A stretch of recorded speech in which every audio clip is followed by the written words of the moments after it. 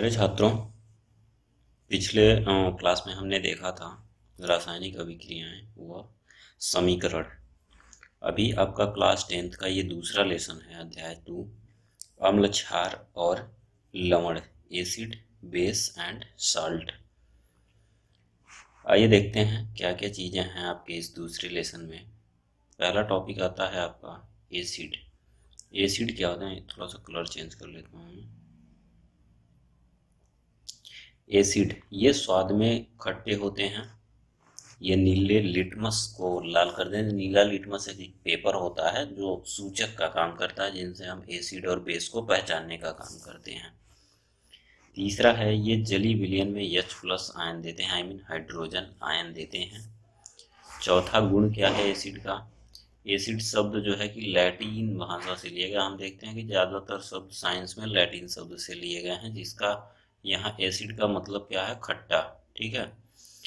अम्ल भी कई तरह के होते हैं, जैसे प्रबल अम्ल, दुर्बल अम्ल। ये इनकी इंटेंसिटी के बेस पे इनको डिवाइड किया गया है कि उनकी तीव्रता कैसी है। अगर ज़्यादा है तो प्रबल, कम है तो दुर्बल अम्ल। प्रबल अम्लों में आपका HCl है, बहुत ज़्यादा अम्लीय होता है, हाइड्रोक्लोरिक एसिड।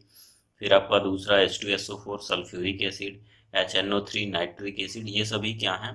ये थोड़ा सा सॉलिड बेस होते हैं, मतलब एसिडिक, ज़्यादा एसिडिक होते हैं। ठीक है, ज़्यादा अम्लीय होते हैं, इसलिए इनको हम प्रबल अम्ल कहते हैं। दूसरा सीरीज इनका क्या है? दुर्बल अम्लों का, जिसमें से एसिटिक CH3COOH एसिटिक एसिड है, जो हम अपने खानों में यूज करते हैं, जिसको सिरका कहते हैं। दूसरा लैक्टिक एसिड है, जो हमारे मसल्स में बनता है या दूध में पाया जाता है, लैक्टिक एसिड। तीसरा है ऑक्सैलिक एसिड। ये अमरूद वगैरह में या फिर कुछ खाद्य पदार्थों में यूज किया जाने वाला है। ऑक्सैलिक एसिड प्रिजर्वेशन वगैरह के लिए भी यूज किया जाता है। एक बेंजोइक एसिड। तो ये सब क्या है? थोड़े से दुर्बल अम्ल होते हैं। फिर इनके कंसंट्रेशन के अगर बेस पे इनको दोबारा से अगर फर्दर हम डिवाइड करें कंसंट्रेशन के बेस पे, तो एक होता है कंसंट्रेट, ज़्यादा कंसंट्रेट, और दूसरा होता है डाइल्यूट। डाइल्यूट मीन्स थोड़ा सा तनु, जो दिखने में पतला हो। सांद्र क्या होगा? ज़्यादा गाढ़ा होगा। ऐसे अम्ल जिसकी मात्रा अधिक हो, कम अमाउंट में ही उसकी जो है कि वॉल्यूम क्या हो, उसकी ज़्यादा हो, ज़्यादा कंसंट्रेट होगा तो ज़्यादा मात्रा आएगी उसमें। ठीक है, तो ये क्या होते हैं? सांद्र कहे जाते हैं, जिसमें पानी की मात्रा कम होती है और अम्ल की मात्रा ज़्यादा होती है। ऐसे ये अम्ल है, इसमें बहुत डॉट डॉट, बहुत ज़्यादा अम्ल भरा हुआ है, बहुत पास पास है, तो वो क्या होंगे कि बहुत ज़्यादा हैं, पानी की मात्रा कम है, तो वो सांद्र कहा जाएगा। दूसरा है जो तनु है, उसमें कहीं कहीं अम्ल है, थोड़ा मात्रा अम्ल की कम है और पानी की मात्रा ज़्यादा है, ऐसे कम है। ठीक है, तो तनु और सांद्र हो गए। ये इनका कंसंट्रेशन, इनके जो है कि कंसंट्रेशन के बेस पे इनको दो भागों में डिवाइड किया गया था। दूसरा नेक्स्ट, एसिड के बाद हमारा अगला टॉपिक आता है बेस। Base means क्षारक। क्षार क्या होता है? जली विलयन में जो क्षार बनाए जाते हैं उनको हम क्षारक कहते हैं। ठीक है, क्षार जो है स्वाद में खट्टे होते हैं, जबकि अम्ल क्या क्या थे? स्वाद में नमकीन थे। ठीक है, और क्षार क्या है? ये कड़वे हैं। अगला है, ये लाल लिटमस को नीला कर देते हैं।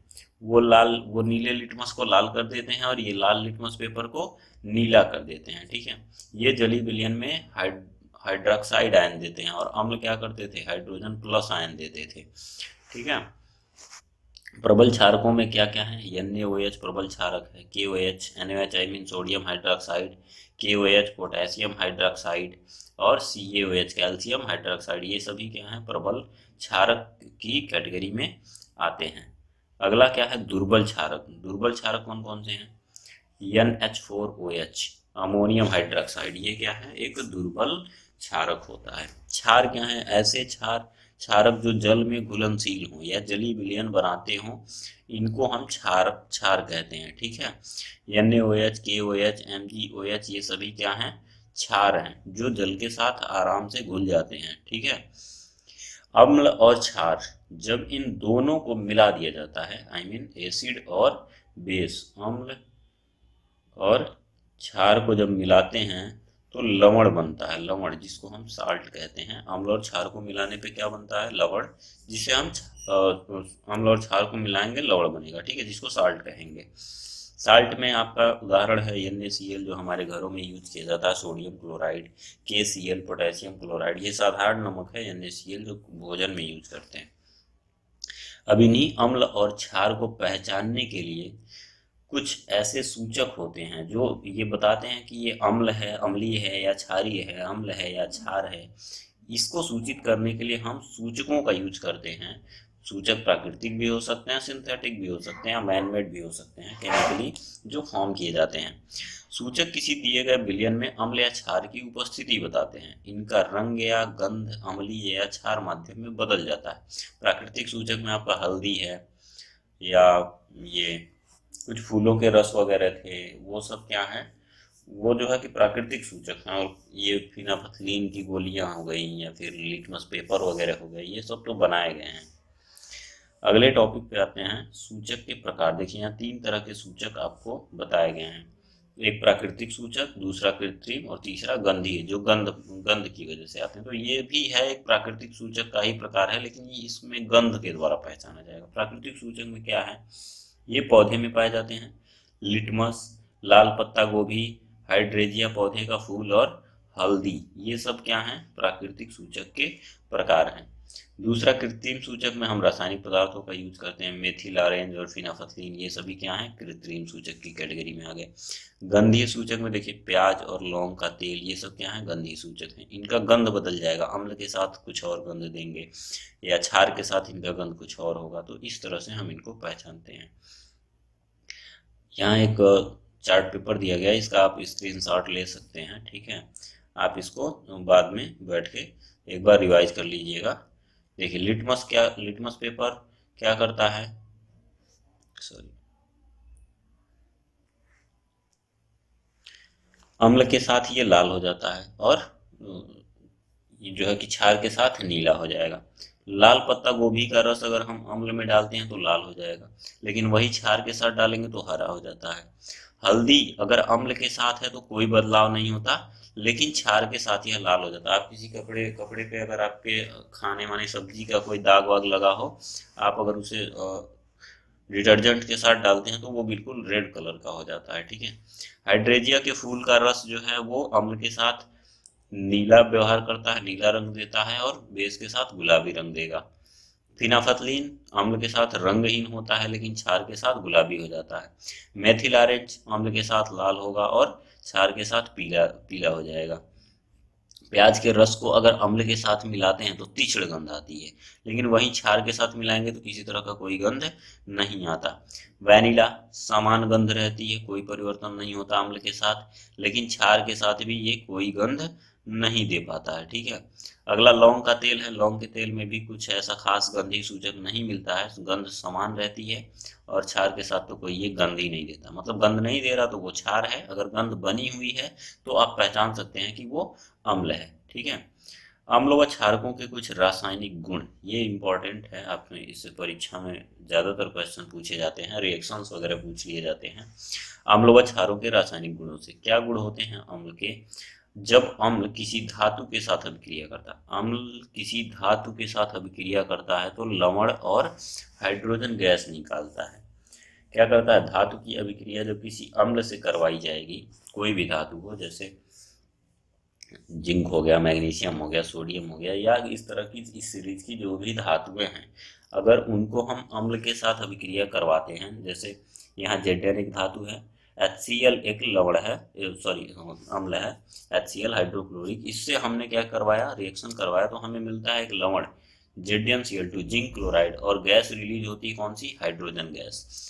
वहीं दूसरा प्रोसेस, उसी धातु की अभिक्रिया अगर हम क्षार के साथ करवाते हैं, तो यहाँ हमने एक क्षार ले लिया सोडियम हाइड्रोक्साइड, और उसी जिंक धातु के साथ हमने अभिक्रिया करवाया, तो यहाँ हमको फिर से एक लवण मिला और एक हाइड्रोजन मॉलिक्यूल्स को ये रिलीज कर देते हैं, हाइड्रोजन गैस रिलीज हो जाती है। तो दोनों ही कंडीशन में, चाहे वह धातु की अभिक्रिया अम्ल के साथ हो या वही अभिक्रिया क्षार के साथ हो, चाहे अम्ल के साथ हो या क्षार के साथ हो, दोनों कंडीशन में हमें दो ही प्रोडक्ट मिल रहे हैं, लवण और हाइड्रोजन गैस। तो ये बात क्लियर है आपके लिए। पॉप टेस्ट क्या होता है देख लीजिए। हाइड्रोजन गैस से निहित परख नली के पास जब एक जलती हुई मोमबत्ती लाई जाती है, हाइड्रोजन गैस है वो निकल रही है, उसके परख नली के मुंह के पास जब आप जलती हुई मोमबत्ती लाएंगे तो पाप की ध्वनि आएगी। इस टेस्ट को हाइड्रोजन की उपस्थिति दर्शाने के लिए किया जाता है। प्रोसेस के थ्रू हाइड्रोजन गैस निकल रहा है, इसकी टेस्टिंग कैसे करेंगे हम? पॉप टेस्ट से वहां जलती हुई मोमबत्ती लाएंगे तो पाप की ध्वनि आएगी, पट की ध्वनि आएगी, जिससे आप समझ सकते हैं कि वहां से हाइड्रोजन गैस रिलीज हो रही है और बनने वाला लवण तो आपके टेस्ट ट्यूब में ही होगा। ठीक है, आगे देखें, धातु कार्बोनेट तथा धातु बाई कार्बोनेटों की अभिक्रिया। कार्बोनेट क्या है? जब किसी धातु के साथ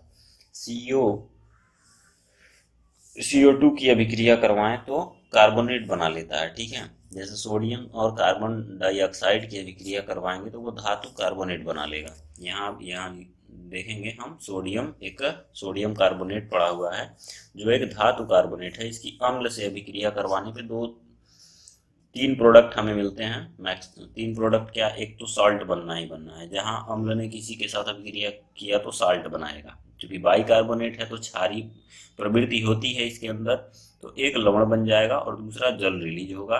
तीसरा प्रोडक्ट हमको कार्बन डाइऑक्साइड मिलेगा। ठीक है, तीन तरह के प्रोडक्ट हमको मिलते हैं अम्ल के साथ। अभी क्षार के साथ देखते हैं क्या हो रहा है।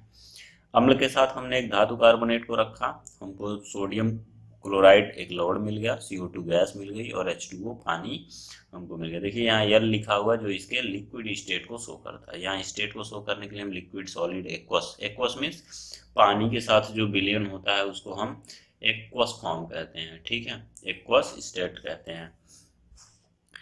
यहाँ दूसरा अम्ल है जो धातु बाइकार्बोनेट के साथ अभिक्रिया कर रहा है। वही हाइड्रोक्लोरिक एसिड बाइकार्बोनेट के साथ अभिक्रिया करता है तो भी NaCl देता है, CO2 देता है और H2O जो है कि रिलीज होती है। लेकिन ये H2O लिक्विड फॉर्म में नहीं होगा, ये गैसियस स्टेट में होगा। ये इवेपोरेट होता हुआ आपको नजर आएगा। अगला है चूने के पानी का टेस्ट। चूने के पानी का टेस्ट कैसे करते हैं दिखाता हूं मैं। उत्पादित कार्बन डाइऑक्साइड को चूने के पानी से प्रवाहित करने पर, कार्बन डाइऑक्साइड को हम क्या करेंगे? चूने के पानी के साथ कैल्शियम हाइड्रोक्साइड के साथ क्या करेंगे? उस कार्बन डाइऑक्साइड गैस को प्रवाहित करेंगे। प्रवाहित करने पे क्या होगा? हमको एक CaCO3 का अवक्षेप, कैल्शियम कार्बोनेट का अवक्षेप मिलेगा और दूसरा प्रोडक्ट हमको मिल जाएगा H2O जो कि लिक्विड फॉर्म में होगा। ठीक है, अधिक मात्रा में अगर CO2 प्रवाहित किया जाए तो क्या होगा? उसी CaCO3 जो हमारा सफेद अवक्षेप बना हुआ है, इसी के साथ हमने क्या किया? ये जल जो हमारा यहाँ प्रोडक्ट बना हुआ है, इसी के साथ हमने और कार्बन डाइऑक्साइड गैस जोड़ दिया तो ये जल में घुलनशील हमको कैल्शियम बाइकार्बोनेट मिल जाएगा। इसको हम क्या पढ़ेंगे? कैल्शियम बाइकार्बोनेट पढ़ेंगे। ठीक है, आगे देखते हैं, अम्ल और क्षार जब आपस में अभिक्रिया करते हैं। अभी हमने देखा कि अम्लों और क्षारों की धातुओं के साथ अभिक्रिया, अम्ल और क्षार की धातु के साथ अभिक्रिया देखी हमने। फिर हमने देखा धातु कार्बोनेट के साथ और धातु बाइकार्बोनेट के साथ, बाइकार्बोनेट के साथ देखा। अभी हमारा चौथा स्टेप क्या है? अम्ल और क्षार की परस्पर कौन सी अभिक्रियाएं होती हैं। अम्ल और क्षार की हमने परस्पर अभिक्रिया देखेंगे। अम्ल और क्षार ये दोनों मिलकर लवण और जल बनाते हैं, एक साल्ट बनेगा। ये तो कॉमन प्रोसेस है इस पूरे लेसन में, जो है कि आपको अम्ल और क्षार का जहाँ तक लेसन मिलेगा इसमें लवण और जल का बनना कॉमन है, सॉल्ट एंड वाटर का बनना कॉमन है। ठीक है, उदासीनीकरण अभिक्रिया इसी को कहते हैं। जब अम्ल क्या होता है? धनात्मक होता है, हाइड्रोजन आयन देता है, और क्षार जो होती है वो ऋणात्मक होती है, हाइड्रोक्साइड आयन देती है। ठीक है, OH माइनस आयन देती है। तो इस प्रोसेस में क्या है कि जब दोनों को एक साथ अभिक्रिया करवाते हैं तो ये दोनों जो उत्पाद देते हैं, लवण और जल बनाते हैं, तो इनका जो आयनाइजेशन होता है वो खत्म हो जाता है और ये उदासीन हो जाते हैं। चूंकि लवण ना तो धनात्मक होता है, धनात्मक आयन देता है, ना ही ऋणात्मक आयन देता है, तो ऐसी कंडीशन में अम्ल और क्षार जो होते हैं वो उदासीन हो जाते हैं एक दूसरे के साथ अभिक्रिया करके। इसी को हम उदासीनीकरण अभिक्रिया कहते हैं। जब अम्ल द्वारा क्षारक का प्रेक्षित प्रभाव, क्षारक द्वारा अम्ल का प्रभाव समाप्त हो जाता है, परिणाम स्वरूप लवण और जल प्राप्त होते हैं। ऐसे प्रोसेस को उदासीनीकरण प्रक्रिया या न्यूट्रलाइजेशन रिएक्शन कहते हैं।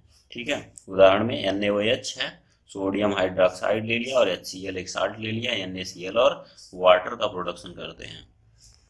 ये उदासीनीकरण अभिक्रिया का एग्जाम्पल्स है।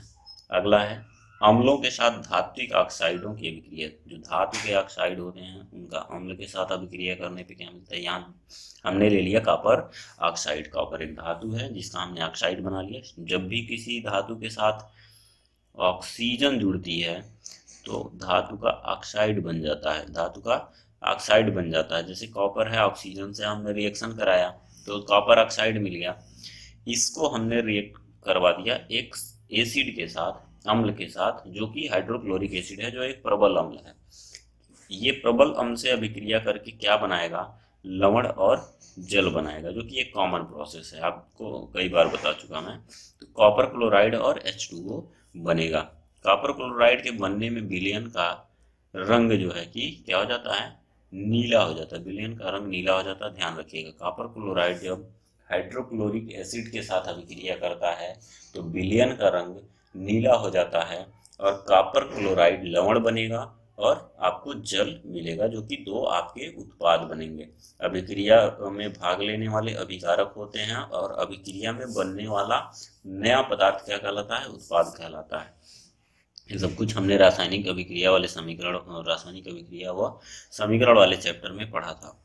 धात्विक ऑक्साइड की प्रवृत्ति क्षारीय होती है। जो भी धातु के ऑक्साइड होते हैं वो क्षारीय प्रवृत्ति के होते हैं, और जब उनको हम अम्ल के साथ अभिक्रिया करवाते हैं तो ये दोनों क्या करते हैं, वही उदासीनीकरण वाली अभिक्रिया फिर से होगी। एक अम्ल है एक क्षार है तो क्या होगा, उदासीनीकरण अभिक्रिया होगी, लवण और जल ही बनेंगे। क्योंकि ये अम्ल के साथ अभिक्रिया करेंगे तो लवण और जल बनाएंगे, जिसमें CuO और MgO ये सब भी क्या है, धातु के ऑक्साइड हैं। इनके साथ आप HCl या किसी भी अम्ल की अभिक्रिया करवा के ट्राई कर सकते हैं। ठीक है, आगे चलते हैं। अधात्विक ऑक्साइडों की क्षारों के साथ अभिक्रिया। अब किसी अधात्विक ऑक्साइड को लेते हैं जो कि जब धातु ऑक्सीजन से अभिक्रिया करते हैं तो धात्विक ऑक्साइड बनाते हैं, और जब कोई अधातु ऑक्सीजन के साथ अभिक्रिया करेगी तो क्या बनाएगी, अधात्विक ऑक्साइड बनेगा। कार्बन क्या है, एक अधातु है ना। कार्बन ने ऑक्सीजन के साथ अभिक्रिया की तो क्या बना लिया, CO2 बना लिया। CO2 क्या है, एक अधात्विक ऑक्साइड है। कार्बन जो कि एक धातु नहीं है, इसने ऑक्सीजन से अभिक्रिया की और अधात्विक ऑक्साइड बनाया। इसके साथ हमने एक क्षार जोड़ दिया, CaOH का होल्ड है, कैल्शियम हाइड्रोक्साइड। इन दोनों की अभिक्रिया जब होती है तो क्या मिला हमें, CaCO3, कैल्शियम कार्बोनेट मिला और जल मिला। अधात्विक ऑक्साइड और क्षार की अभिक्रिया, वहां हमने अम्ल के साथ अभिक्रिया करवाई थी, यहाँ हम क्षार के साथ अभिक्रिया करवाते हैं। तो चूंकि अधात्विक ऑक्साइड जो है वो अम्लीय प्रकृति के होते हैं, ठीक है, इसकी हम क्षार से अभिक्रिया करवाएंगे तो यहाँ भी हमको क्या मिलेगा, लवण और जल मिलेगा। ठीक है, वहां धात्विक ऑक्साइड थे जिनकी प्रकृति अम्लीय थी, क्षारीय थी, तो हमने उसका क्या किया, अम्ल के साथ अभिक्रिया करवाया था जहां हमको लवण और जल मिल रहा था। यहाँ अधात्विक ऑक्साइड है जिसकी प्रकृति ऑलरेडी क्या है, अम्लीय है, इसका हम क्षार के साथ अभिक्रिया करवाएंगे तो फिर वही प्रोसेस रिपीट करना पड़ेगा हमको, लवण और जल पे पहुंच जाएंगे। चूंकि हमको लवण ही बनाना है, अम्ल और क्षार की जब अभिक्रिया होती तो लवण और जल ही बनते हैं, ये सबको पता है। ठीक है, जली विलयन में अम्ल और क्षारक क्या करते हैं, हाँ ये फैक्ट है। जब आप जली विलयन बनाते हैं, इसको ध्यान दीजिएगा, जब भी हम जली विलयन बनाते हैं, जली विलयन आई मीन पानी में जब हम किसी साल्ट को डिजोल्व करते हैं, या एसिड हो या बेसिक हो, कुछ भी हो, जल की उपस्थिति में अम्ल हमेशा हाइड्रोजन आयन देते हैं। ये हमने उसके फीचर्स में ही, प्रॉपर्टीज में ही पढ़ा था कि अम्ल क्या करते हैं, हाइड्रोजन आयन देते हैं, आपको भूलना नहीं है। Hydrogen ion H3O+ hydronium ion के रूप में पाए जाते हैं। अब यहाँ एक हाइड्रोजन आयन है, जल में हमने डाल दिया तो ये हाइड्रोनियम आयन बना लेगा। HCl है, पानी में डाल दिया तो ये भी हाइड्रोनियम आयन बना लेगा और क्लोरीन माइनस आयन अलग हो जाएगा। जल की उपस्थिति में, ठीक है, जल की उपस्थिति में क्षार क्या करते हैं, क्षार OH माइनस आयन देते हैं। देखिए यहाँ NaOH एक क्षार है जिसको हमने जल में डाल दिया, सोडियम अलग हो गया, हाइड्रोक्साइड अलग हो गया। ठीक है, तो ये कॉमन सी प्रॉपर्टीज हैं एसिड और बेस की, जो स्टार्टिंग में ही आप लोगों को बता चुका हूं मैं। सभी क्षारक जल में घुलनशील नहीं होते। सभी क्षारक क्या होते हैं, जल में घुलनशील नहीं होते। जल में घुलनशील क्षारक को ही हम क्षार कहते हैं। सभी क्षार क्षारक होते हैं परंतु सभी क्षारक क्षार नहीं हो सकते। ये तो कॉमन सा उलझाने वाला क्वेश्चन है। आपको यूँ ये सीधे सीधे लैंग्वेज में जानो कि जो चीज़ें पानी में ऐसे ऐसे जो क्षार हैं, जो पानी में जो क्षारक घुल सकते हैं उन्हें हम क्षार कहेंगे, और जो नहीं घुलेगा वो क्षारक होगा। ठीक है, तो क्षारक तो सब होंगे लेकिन जो पानी में घुलेगा उस क्षार हम सिर्फ उसी को कहेंगे। ठीक है, ये उलझाने के लिए है। अगला, जल के साथ अम्ल या क्षारक को मिलाते समय हमें सावधानी बरतनी चाहिए। हमेशा अम्ल या क्षारक को ही मिलाना चाहिए और लगातार इसे हिलाते रहना चाहिए क्योंकि यह प्रक्रिया अत्यंत ऊष्माक्षेपी है। क्योंकि ज़्यादा ऊष्मा बाहर निकलती है, यह अभिक्रिया कैसी होगी? ऊष्माक्षेपी। सावधानी हटी दुर्घटना घटी, इसलिए बी केयरफुल। अगर ऐसे प्रैक्टिकल्स आप कोऑपरेट कर रहे हैं या ऑपरेट कर रहे हैं तो इससे हम थोड़ा सा केयरफुल रहेंगे। ठीक है, चूँकि ये एसिड है, इससे हानि हो सकती है, तो सावधानी के साथ ऐसे प्रैक्टिकल्स को करने का प्रयास करेंगे।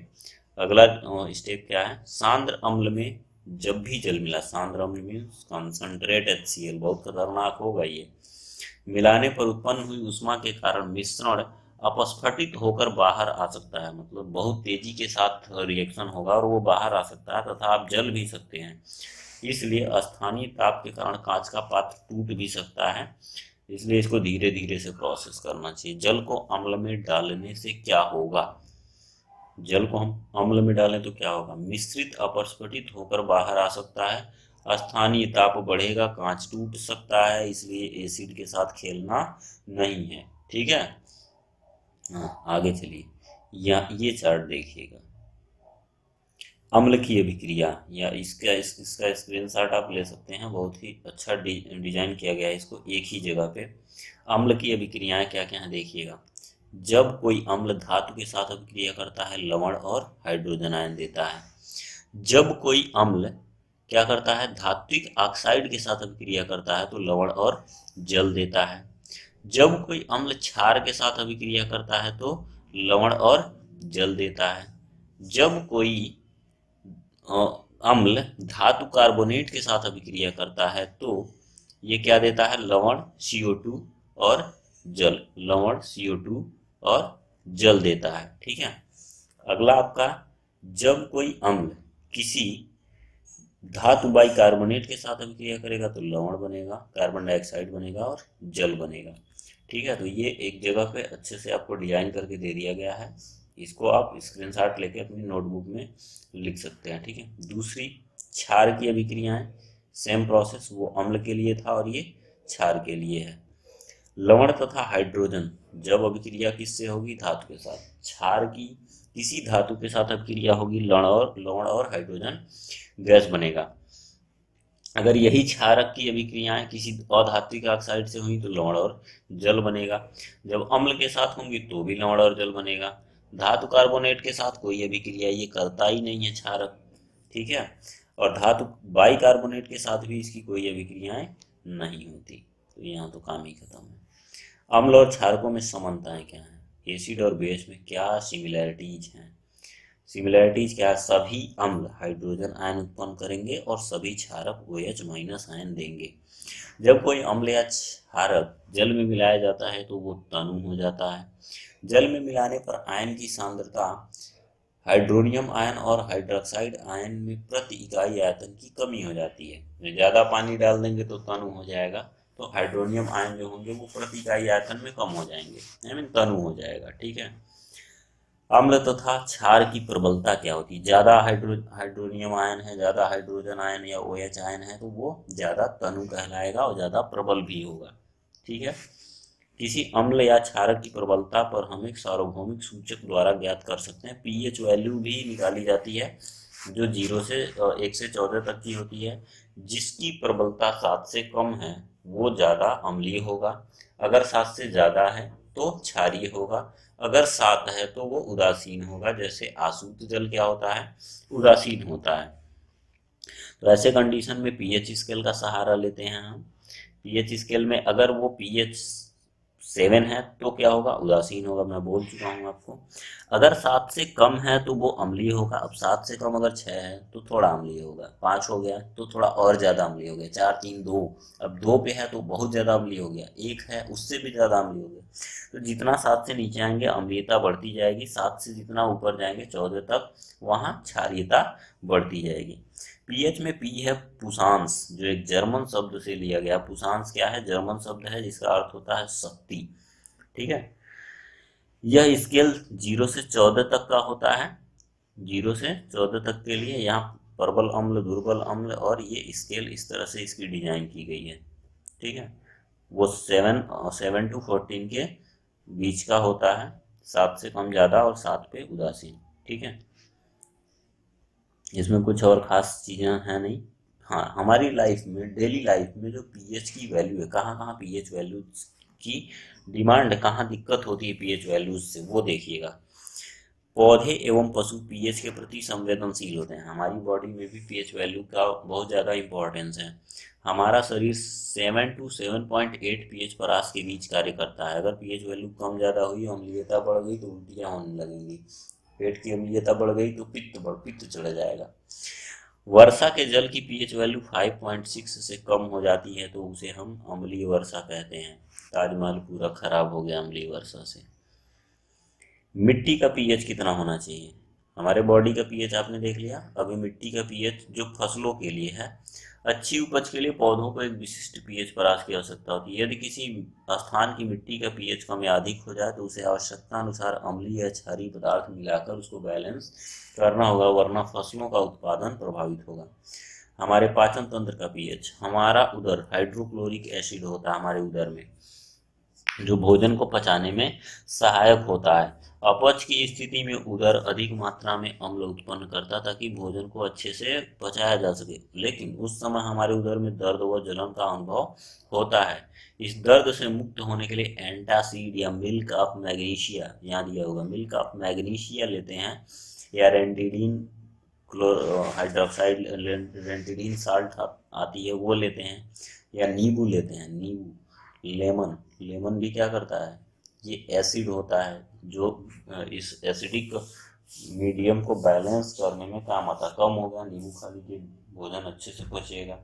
ठीक है, दांतों के लिए पीएच वैल्यू क्या होती है, पीएच परिवर्तन के कारण दंत क्षय। मुंह का पीएच मान हमेशा 5.5 होता है, दांतों का क्षय प्रारंभ हो जाएगा। 5.5 हो गया, उससे कम हो गया तो दांत जो है हमारे खराब होने लगते हैं। जो इनका इनेमल है वो कैल्शियम फास्फेट से बना है, और ज़्यादा पीएच वैल्यू हो गई तो ये संक्षारित होने लगेगा। धातुओं का संक्षारण आपको मैं क्लास टाइम में पढ़ा चुका हूँ। परत दर परत खराब होने की प्रक्रिया क्या कहलाती है, संक्षारण कहलाती है। और जो ज़्यादा मुंह का पीएच पीएच स्केल डाउन हुआ, अम्लीयता बढ़ी, तो हमारे दांत भी क्या होंगे, खराब हो जाएंगे। ठीक है, तो इसलिए हमेशा ब्रश करते रहिए, क्षार की दंत मंजन यूज करिए, जिससे मुंह का जो है कि उदासीन इसको किया जा सके, उदासीनता इसकी बनाई रखी जा सके, जिससे दांतों को नुकसान ना हो। अगला है पशुओं एवं पौधों द्वारा उत्पन्न रसायनों से आत्मरक्षा करने के लिए। पशुओं, हाँ, जीवों को, उनको कुछ ना कुछ ऐसे डिवाइसेस नेचर ने गॉड गिफ्टेड मिला हुआ है, उनको नेचर से मिला हुआ है, जिससे वो अपनी सुरक्षा में अपने यूज करते हैं। जैसे मधुमक्खी को डंक मिला है, वो एक अम्ल होता है जिससे वो एक दूसरे को अपने बचाव में वो दूसरे को मारने के लिए यूज करती है। डंक मारे गए अंक में बेकिंग सोडा का उपयोग करने से आपको आराम मिल सकता है, क्योंकि वो एसिड होता है और बेकिंग सोडा क्षार है। जब अम्ल और क्षार को मिलाएंगे तो उदासीनता बनी रहेगी, जिससे आपको जलन व दर्द महसूस नहीं होगा। नेटल के डंक वाले बाल मैसेनाइक एसिड छोड़ते हैं। ठीक है, जिसके कारण जलन वाले दर्द का अनुभव होता है। इसका इलाज डंक मारने वाले स्थान पर डाक पौधे की पत्तियों को रगड़कर किया जाता है। ठीक है, नेटल एक जीव है, जैसे मधुमक्खी है, ये भी डंक मारती है, या चींटियां काट लेती हैं। चींटियों के मुंह में कौन सा एसिड है, फॉर्मिक एसिड होता है। तो ये एसिड इनको गॉड गिफ्टेड मिला हुआ है, जो कि हमारा एसिड, हमको एसिड देखना है ना कि इनका डंक मारना है। वहाँ एसिड का रोल है, इसलिए हम इनका अध्ययन करते हैं। ठीक है, आगे लवणों का पीएच मान क्या है। प्रबल अम्ल प्रबल क्षार को मिलाएंगे तो उदासीन हो जाएगा, प्रबल अम्ल और दुर्बल क्षार को मिलाएंगे तो पीएच वैल्यू डाउन ही रहेगी, क्योंकि अम्ल ज़्यादा है, अम्लीयता ज़्यादा होगी तो वो पीएच वैल्यू डाउन रहेगी। प्रबल क्षार है और दुर्बल अम्ल मिला दिया, सिंपल सा फार्मूला है ये तो। जब अम्ल ज्यादा प्रबल है क्षार कम है तो उदासीन, और सॉरी दोनों अगर बैलेंस्ड हैं तो उदासीन लवण बनेगा, इसमें कोई डाउट नहीं, नो डाउट। अगर अम्ल ज्यादा प्रबल है क्षार दुर्बल है तो अम्लीय लवण ही तो बनेगा ना, तो उसकी वैल्यू 7 से तो कम ही होगी, तभी तो अम्लीय होगा। दूसरा, अगर क्षारक प्रबल ले लिया अम्ल दुर्बल ले लिया तो जो लवण बनेगा वो भी तो क्षार की बनेगा, तो उसकी पीएच वैल्यू ज्यादा हो जाएगी, किससे? 7 से। तो यही तो बता रहा हूँ, 7 से कम 7 से ज्यादा, ठीक है। इस पूरे पोर्शन में फिर साल्ट क्या है, साल्ट में देखिए कई सारे साल्ट हैं, इसका हम अगले वीडियो में देखेंगे, वीडियो बहुत ज़्यादा लंबा हो जाता है, ठीक है। अगले अध्याय में अगले टर्म पे जब भी मैं मिलूंगा तो इसको सारे साल्ट्स को मैं एक एक करके एक्सप्लेन कर दूंगा, ठीक है, जो हमारे दैनिक जीवन में उपयोग किए जाते हैं ऐसे साल्ट्स हैं। तो मे बी ये जो एसिड साल्ट और बेस का रिएक्शंस है इसको आप एक्सरसाइज करिएगा, ठीक है। अगला वीडियो जल्दी ही आएगा। और अभी तक का जो 2 लेसन कंप्लीट हुआ है, एक रासायनिक अभिक्रियाएं जो फर्स्ट लेसन था, फर्स्ट लेसन हमने कंप्लीट किया chemical reaction, sorry first lesson complete किया था हमने केमिकल रिएक्शन एंड इक्वेशन, और दूसरा है salt and base, acid, acid salt और बेस, 2 लेसन कंप्लीट हुआ है। धीरे धीरे वीडियो सीरीज आती रहेंगी, ठीक है। आप लोग चैनल पे आने के लिए आप लोगों का बहुत बहुत धन्यवाद।